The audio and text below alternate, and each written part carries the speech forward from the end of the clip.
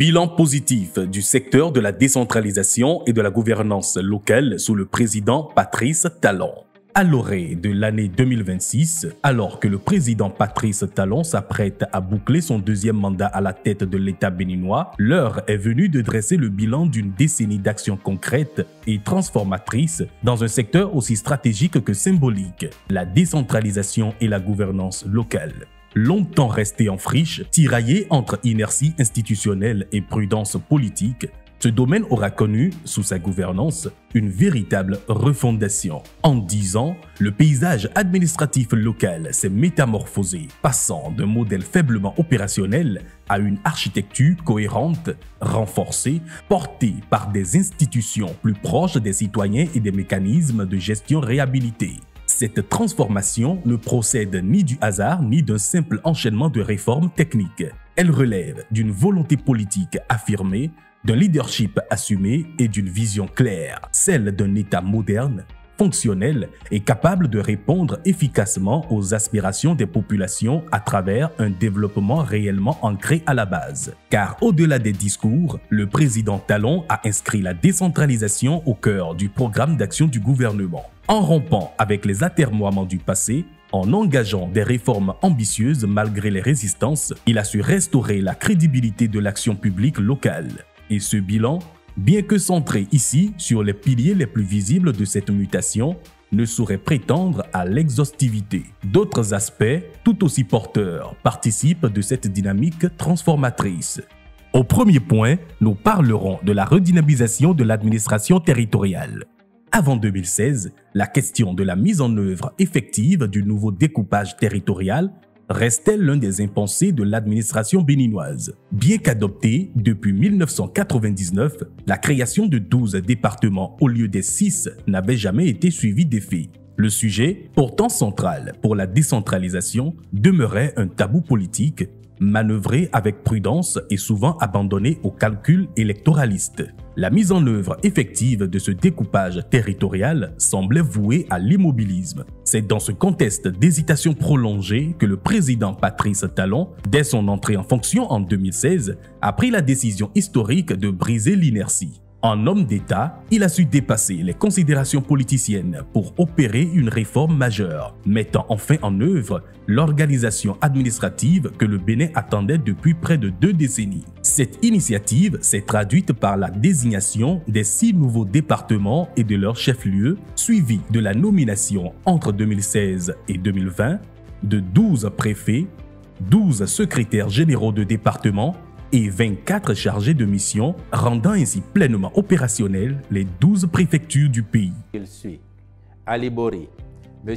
Ahmed Bello Kisama, Atakora, Mme Dere L.M. Chabina, Atlantique, M. Jean-Claude Kodia, Borgou, M. Djibril Mamassissé Moussa, Colline, M. Saliou Odoubou, Koufo, M. Christophe Megbedji, Donga, M. Eliassou Biaou Ené Suleiman, Littoral, M. Alain Sourou Orunla, Mono, M.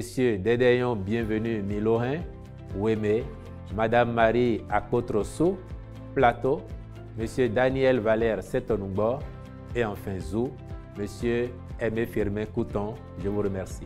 Ce déploiement institutionnel a été accompagné par une volonté de professionnalisation des ressources humaines. Le recrutement de 108 agents en 2018 a permis de répondre aux besoins en personnel qualifié. En complément, entre 2021 et 2023, l'administration préfectorale a été dotée de cellules juridiques, de postes de conseillers juridiques et financiers, ainsi que de directions spécifiques destinées à améliorer l'encadrement et l'assistance aux communes. Au point 2, il sera question de la modernisation des infrastructures préfectorales. Conscient que l'efficacité de l'administration locale passe par des cadres de travail adéquats, le gouvernement a engagé un vaste programme de réhabilitation et d'équipement des anciennes préfectures. Alors que seules 3 préfectures sur 6 avaient bénéficié d'un semblant de réfection avant 2016, toutes les anciennes structures ont été rénovées et les 12 départements nouvellement fonctionnels ont été dotés en équipements et en résidences officielles pour les préfets. Mais c'est avec le lancement du projet de construction et d'équipement des 12 cités administratives départementales que l'État béninois a franchi un cap décisif dans la modernisation de son administration déconcentrée. Ces infrastructures incarnent un nouvel âge de l'État dans sa proximité avec les citoyens, dans la dignité du service public et dans la capacité à assurer un développement territorial équilibré. En grand 3, réforme de la gouvernance communale. L'autre pilier fondamental de l'action du gouvernement dans le secteur réside dans la réforme structurelle de la décentralisation initiée pour corriger les dérives accumulées au fil des 2 premières décennies de sa mise en œuvre. Le diagnostic était sans appel. La promesse du développement à la base n'était pas tenue, entravée par une politisation excessive, une gestion souvent hasardeuse des ressources et une carence manifeste en cadres compétents. La réforme opérée par le régime Talon a consisté à séparer nettement les fonctions politiques des fonctions techniques et administratives dans la gouvernance locale. Cette séparation a redéfini les rôles, faisant du secrétaire exécutif le véritable chef de l'administration communale et l'ordonnateur du budget. Ce changement de paradigme a permis d'introduire une nouvelle dynamique professionnelle dans les communes. Près de 500 agents qualifiés, recrutés selon des profils variés, planification, finances, foncier, environnement, ont été déployés dans les 77 communes du pays, constituant ainsi un levier puissant pour la performance locale. En 4, des ressources accrues pour un développement concret. L'engagement du gouvernement s'est également matérialisé à travers une augmentation significative des ressources transférées aux communes.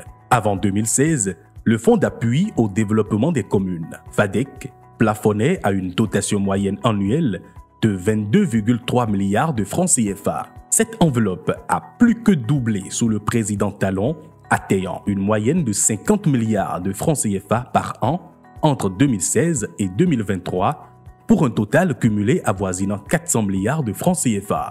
Ce renforcement financier a produit des effets tangibles et mesurables.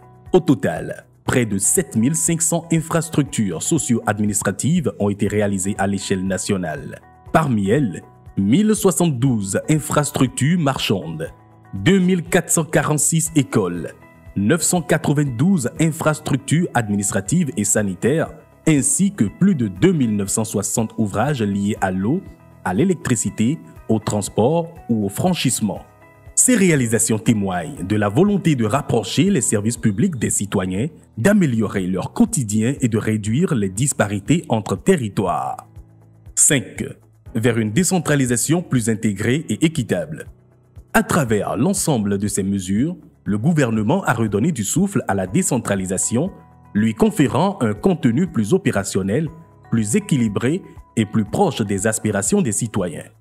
Là où, jadis, les populations devaient effectuer de longs trajets pour obtenir un simple acte administratif, elles bénéficient désormais de services de proximité. Là où la gestion des ressources locales sombrait parfois dans l'opacité, elle tend désormais vers la transparence, la compétence et la responsabilité. Il convient de préciser que ce panorama, bien que substantiel, ne saurait épuiser l'ensemble des progrès enregistrés dans le secteur de la décentralisation et de la gouvernance locale. D'autres avancées, tout aussi significatives, mériteraient également d'être mises en lumière, tant elles témoignent de la profondeur et de la cohérence de l'action publique engagée depuis 2016. À tout prendre, le chantier de la décentralisation sous le président Patrice Talon restera, à bien des égards, l'un des marqueurs les plus significatifs de ces 10 années de gouvernance. En refusant de faire du surplace, en affrontant des sujets réputés sensibles, avec détermination et lucidité, il a su redonner du sens à une réforme qui était en perte de crédibilité.